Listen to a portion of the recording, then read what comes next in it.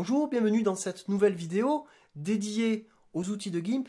Aujourd'hui, on va voir l'outil pipette. Pour activer l'outil pipette, eh bien, j'appuie sur le clavier O et le voilà activé.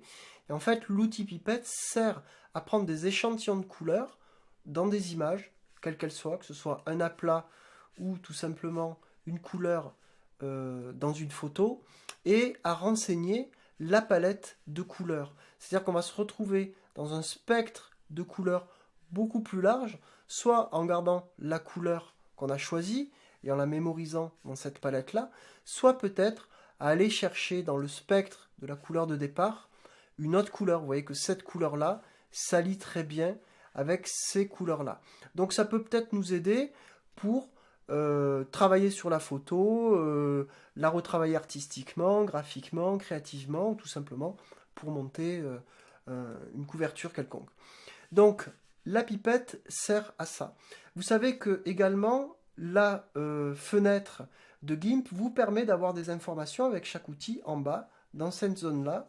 Et vous voyez que l'outil me propose d'utiliser soit la touche Option, soit la touche Contrôle, en l'occurrence commande sur Mac ou Contrôle. Et vous pouvez voir que dans la palette de coche, quand j'active la touche Contrôle, eh bien il se passe quelque chose. C'est-à-dire qu'en règle générale, quand on prend une couleur dans une image, celle-ci va se positionner dans la vignette de premier plan, puisque dans GIMP, la palette de couleurs, il y a deux vignettes. Il y a une vignette de premier plan, on l'appelle PP, et une vignette d'arrière-plan que l'on appelle AP. Et si je veux switcher ces deux vignettes, j'ai le choix d'utiliser la flèche ici, ou tout simplement de taper X sur le clavier pour switcher du premier plan à l'arrière-plan. Et parfois, on peut très bien avoir envie que cette image-là, flûte, elle est en arrière-plan. Je la voulais en arrière-plan et je me suis loupé. Elle est passée au premier plan. Donc, pour pouvoir additionner une couleur sur la vignette d'arrière-plan, tout en conservant la couleur de premier plan, il suffit d'appuyer sur la touche CTRL sur PC, commande Mac, et vous voyez, ça s'inscrit ici, définir la couleur d'arrière-plan, et clac, j'ai qu'à cliquer, et à ce moment-là, effectivement, ma palette de couleurs va pouvoir bénéficier des deux couleurs. Il y a aussi le fait de pointer seulement sur l'image. Alors ça sert à quoi? Ça ne va pas du tout mettre une couleur dans la palette. Si j'appuie en même temps la touche Option, je vais avoir simplement une boîte de dialogue qui s'ouvre et qui va me renseigner sur les coordonnées couleurs du mode que je suis en train d'utiliser, en l'occurrence le mode RGB. Alors ça peut être pas mal, parce que si on travaille avec un extérieur, on peut lui donner des informations quadri, c'est-à-dire CMJN, cyan, magenta, jaune, noir, qui sont les modes couleurs qui sont utilisés en imprimerie traditionnelle ou en imprimerie numérique. Voilà, dès que vous voulez aller sur le papier. Maintenant, il faut savoir que GIMP ne traite pas d'images directement en CMJN. Mais bon, peut-être vous pouvez travailler dans GIMP et avoir des infos CMJN qui vont vous servir par la suite dans un autre logiciel extérieur à GIMP. Vous pouvez d'ailleurs activer cette fenêtre systématiquement, utiliser la fenêtre d'information, et à chaque fois que vous allez cliquer quelque part, ça va vous donner les coordonnées couleurs. Mais bon, ça c'est plutôt handicapant qu'autre chose. Donc vous pouvez aussi également ajouter directement à la palette la couleur, elle va se retrouver directement dans la palette.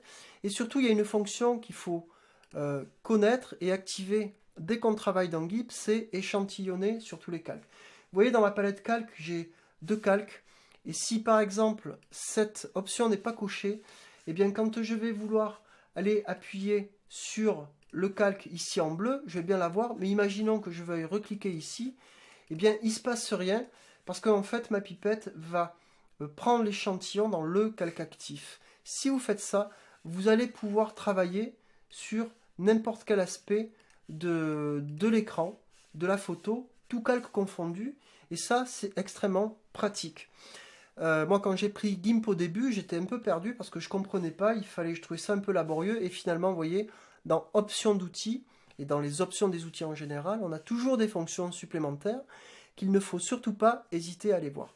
Il y a une autre option qui est pas mal, c'est la moyenne du voisinage. Ça c'est intéressant, parce que quand on travaille en couleur, on n'est peut-être pas... On a plusieurs choix. Soit, effectivement, je travaille avec une couleur qui est typiquement prise de la photo, soit effectivement je travaille en couleur dans le spectre de couleurs comme on l'a vu tout à l'heure, puisqu'on voit bien que cette couleur va aller dans l'esprit de cette couleur-là. En général, il y a un terme qui s'appelle le camailleux, c'est-à-dire qu'on est dans le spectre de couleurs de la couleur d'origine, de la couleur de base. Et on a une troisième fonction qui est intéressante, c'est-à-dire c'est une moyenne. Et la moyenne, on va pouvoir la calculer, enfin GIMP va nous le calculer automatiquement, puisque à chaque fois que je vais appuyer, à partir du moment où cette case est cochée, à chaque fois que je vais appuyer, j'ai un petit cadre qui va faire la moyenne de toutes les couleurs qui se passent dans ce cadre. Et vous voyez, je déplace ce cadre sur une zone qui est grisée et sur une zone qui est dans un bleu très clair, très lumineux, plutôt un bleu bien saturé pour un ton pastel. Et vous voyez, dans la palette à gauche, dans cette zone-là, je vais tout simplement avoir une moyenne de ces deux zones-là, cette zone ici et cette zone ici. Et ça, c'est très pratique parce que ça m'ouvre un champ de recherche de couleurs plus étendu. Je vais le faire ici. Et vous voyez que le bleu va être influencé. Vous voyez que ma pipette est dans le bleu franc et pourtant, elle est influencée par le bleu clair du fond. Et ça, c'est une super petite astuce que nous offre GIMP parce que ça nous permet de remplir notre palette de couleurs ou notre spectre avec une autre possibilité, un autre champ de couleurs. Donc voilà, on a fait un petit peu le tour de la pipette et vous voyez que la pipette, elle a des petits secrets, des secrets cachés. Parce qu'au lieu simplement de répondre au premier degré, eh bien on a vu qu'on pouvait faire une moyenne. On a vu qu'avec la palette de couleurs, on pouvait se retrouver dans un champ. On a vu qu'en activant la touche contrôle, on pouvait influencer la couleur d'arrière-plan et qu'il faut surtout pas hésiter à utiliser les touches du clavier. Voilà, on a fait un petit peu le tour de l'outil pipette.